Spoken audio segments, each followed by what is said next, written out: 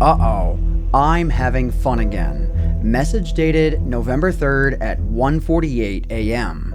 It was right around this time that I began playing with Minecraft's options file, which ultimately led to the creation of my most recent video. Up until last week, the options file was something that I had never really experimented with. I love breaking Minecraft. I do it all the time on this channel, so how had I never come across this before? This was the start of the most fantastic butterfly effect that I have ever experienced in Minecraft. That's something that I noted in my initial video, which you should really watch. But when I said it, I wasn't referring to the events that occurred in that video. I was referring to the events that followed the events for today's video. The time is just past 3 o'clock in the morning. My initial research for the first video had concluded, but my brain was still in breaking Minecraft mode. So I began to wonder, if I can break Minecraft's options file, what else can I break tonight? Without hesitation, I set my sights on Minecraft's individual world's level data file. Any controllable details pertaining to how your world generates and behaves is housed within this file, with a few exceptions. Because I've actually broken this file many times before, my first thought was, how can I break it differently? This time, the thought was to change the data type for some value. Deleting a value and then remaking it with a different data type changes how high or low the value can be set, and I've used this to break Minecraft's enchantment system for a video before. The value that I chose to attack this time was time, since I've also made a video about that, but nothing happened. So then I attacked what I thought was just the world seed. This doesn't visibly break anything, but I noticed something strange. When I closed the original world, deleted the world chunks, changed that seed to something I thought might be broken, reloading the world and using the seed command presented me with a different and still valid world seed, but the world in front of me was exactly the same. Well, almost. The trees are in different places, and there's a village when there once was not. I was dumbfounded, but not for very long. What I ultimately learned was, Minecraft does not store only one seed within the level data file. It stores 7 of them, 3 that affect any one dimension. What that means is, these seeds are not the master world seed, since there's only one of those. These 3 seeds affect different layers of Minecraft's world generation, all of which you can now individually customize to generate a world that is entirely your own, that cannot be generated by just setting a seed when creating a new world. By the way, you can do more than just shuffle around some trees. A lot more. A whole lot more. Individually controlling the variables that I am about to explain has never been possible within the unmodified game before.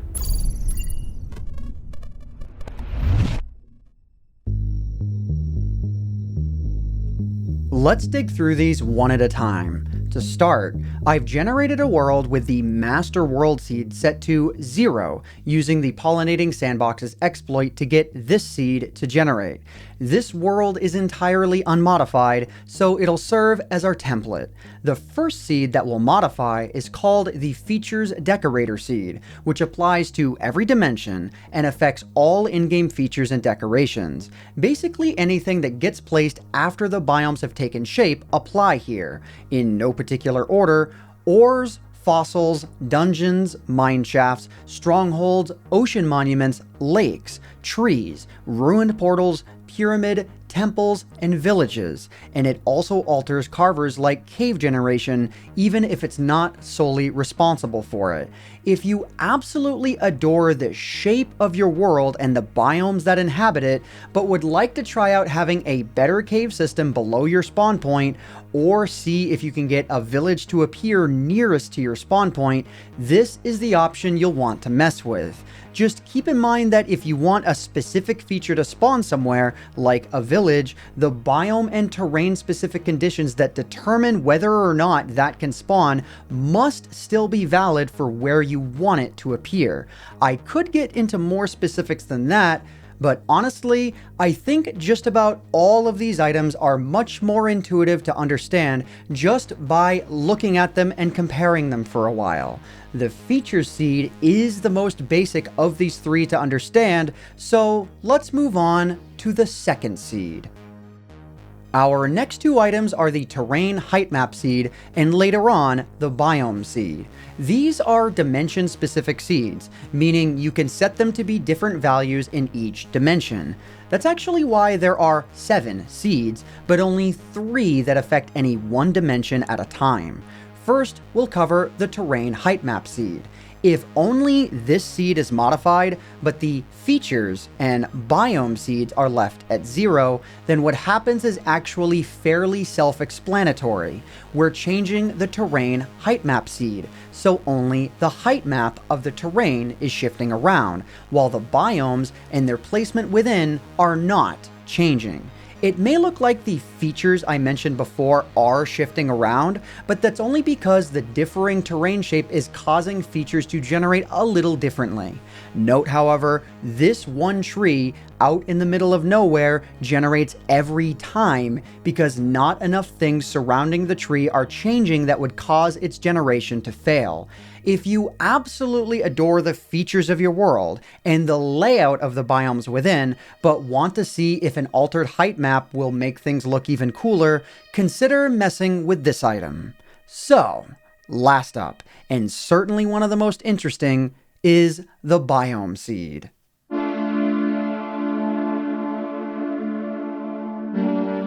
This item is actually pretty difficult to explain, but it's much easier to show off visually. The first part of the explanation I'll give comes from Mooing Cowmilk of the Minecraft at Home project. Think of the Minecraft world as the mold of a jigsaw puzzle, where everything is blank, just showing the creases between each piece. Each puzzle piece is a tectonic plate that defines the shape and size of a biome in-game. Every time you place down one puzzle piece, it affects the heat map of the surrounding area, changing the range of biomes that can be placed next. If the collision of 2 or more tectonic plates have the same color, a seamless transition is formed that you can't see in-game. If the 2 pieces are different colors, a biome boundary is formed, and if 2 pieces are separated from each other, a gap is formed, and Minecraft places a river there. So now, for my words, changing the biome seed to truly random values results in worlds that look almost completely different on the surface.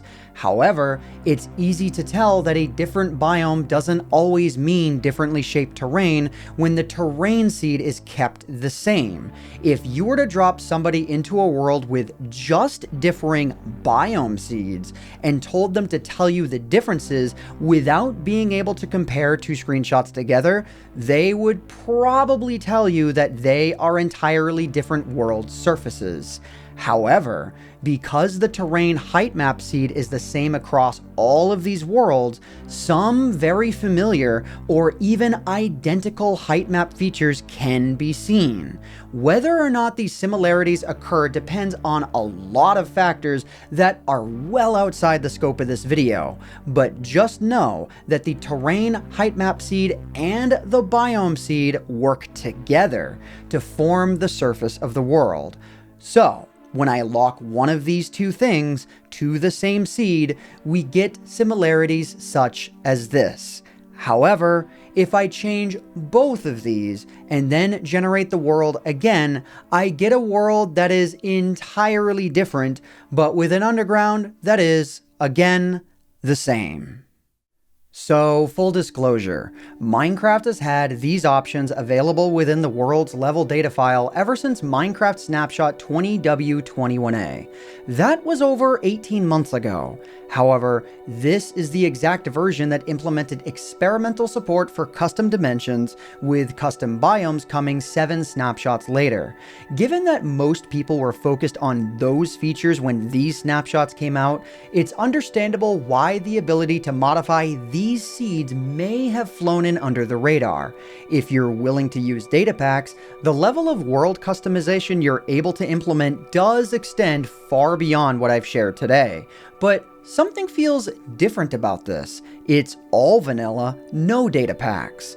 After finishing up with the research for today's video, I gave a considerable amount of effort to seeing if anybody else has covered the subject in this manner, and I came up empty, aside from videos focusing on custom dimension and biome support. If you know of any major creators who have covered the contents of this video, please do not comment about it unless it's going to be a constructive or positive comment.